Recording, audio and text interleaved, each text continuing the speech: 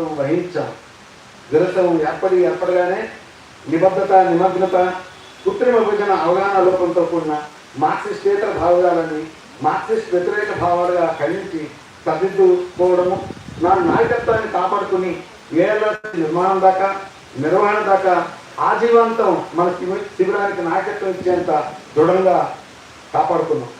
విప్లవానికి 1 సంవత్సరం సెలవు ఇవ్వాలన్న ప్రచార దశ, ఆచరణ దశల్లో ఉన్న కోర్సులో రేపటి విప్లవం గందరగోళం నుంచి సంస్థను కాపాడుకున్నాం. అనంతపురం నుంచి మాకి వలస దాకా ఎమ్మెల్యేం ప్రాపంచిక దుప్పను విప్లవ రచయితకు గీతాయిగా నిగ్గుదేల్చారు. కార్మిక వర్గ రచయితలే, కమ్యూనిస్టు రచయితలే కార్మిక వర్గాన్ని మాత్రమే కాదు అన్ని వర్గాలను విముక్తం చేసే వర్గ పోరాటం చేయగలరు. భావజాల రంగంలో ఐక్య సంఘటన కట్టగలరు. ఫాసిజాన్ని మట్టి కల్పించినట్లే బ్రాహ్మణీయ ఫాసిజాన్ని మట్టి కల్పించగలరు. అది అగ్రగామి రచయితల సంఘంగా భావజాల రంగంలో వర్గ పోరాటాన్ని మరింత దృఢంగా సాగించినప్పుడే సాధ్యం. సాయుధ పోరాట ఎర్రజెండా చిరకాలం వర్ధిల్లుగాక. అమరులకు జోహార్లు. అమరుల ఆశయాన్ని కొనసాగిస్తారు.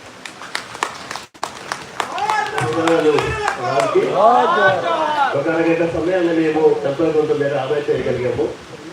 ఇప్పుడు పుస్తక ఆవిష్కరణ చేస్తుంది. కామెడీ కళావతి ఉదయ్ వేదికపైకి రావాల్సిందిగా ఒక 45 minutes పాటు ఈ చక్కగా నడిస్తే తర్వాత లంచ్కి పోదాము. సార్ ఈ సెషన్ అయిపోయింది. దాదాపుగా గంటన్నర పాటు సాగింది సెషన్. ముగింపులో ఉన్నది. ఇప్పుడు కళావతి అండ్ ఉదయ్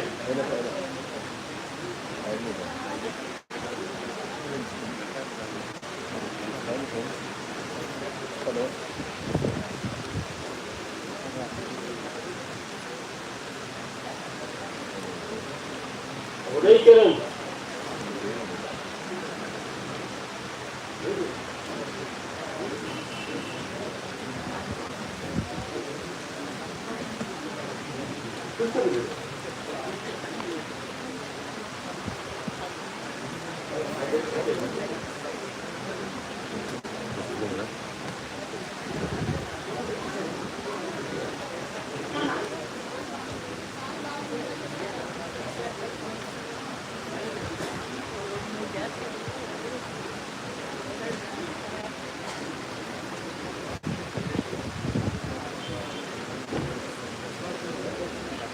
చంద్రహాస హాలులో కగార్ అమరవీరుల వేదిక పైన ఆముఖ సంపాదకుడు కామ్రేడ్ కంచంద పోడియం నుండి జరుగుతున్న 30వ విప్లవ రచయితల సంఘం 30వ మహాసభలకు దేశంలోని పలు ప్రాంతాల నుండి, ప్రధానంగా తెలంగాణ, ఆంధ్రప్రదేశ్ నుండి విచ్చేసినటువంటి కవులు, రచయితలు, ప్రజా సాహితీకారులు, కళాకారులు, ప్రజాపక్షవాదులు, ప్రజాపక్ష హృదయాలన్నింటికీ విప్లవ రచయితల సంఘం తరఫున స్వాగతం పలుకుతున్నాము.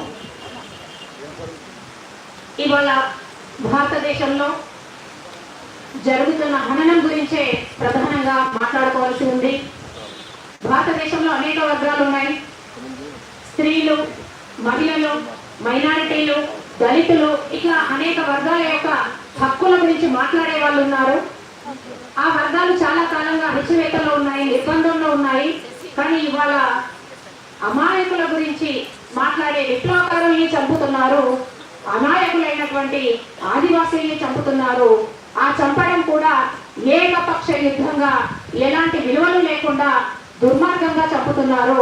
ఇవాళ దండకారణ్యంలో జరుగుతున్నటువంటి హననం గురించి మాట్లాడకుండా ఈ భారతదేశం యొక్క అభివృద్ధి గురించి కానీ, ఈ భారతదేశంలో ఉన్న వర్గాల యొక్క సంక్షేమం గురించి కానీ మాట్లాడడానికి చోటే లేదు. కానీ ప్రభుత్వాలు ఆ హననం చేస్తూనే ప్రజల యొక్క సంక్షేమం గురించి, అభివృద్ధి గురించి మాట్లాడడం ఒక హాస్యాస్పదంగా ఉన్నది. విప్లవ రచయితల సంఘం ఏం కోరుకుంటున్నదంటే, ఇవాళ మాటలు కానీ, పాటలు కానీ, చర్చలు కానీ ఇవాళ ఈ పరిస్థితిని మార్చేటువంటి పరిస్థితి లేదు. కానీ ప్రజల గొంతుకలన్నీ ఒకటయ్యేదాకా, ప్రజల గొంతుకలన్నీ ప్రశ్నలై దిక్కులు పిక్కటిల్లేలా మాట్లాడేదాకా ఈ ప్రయాణం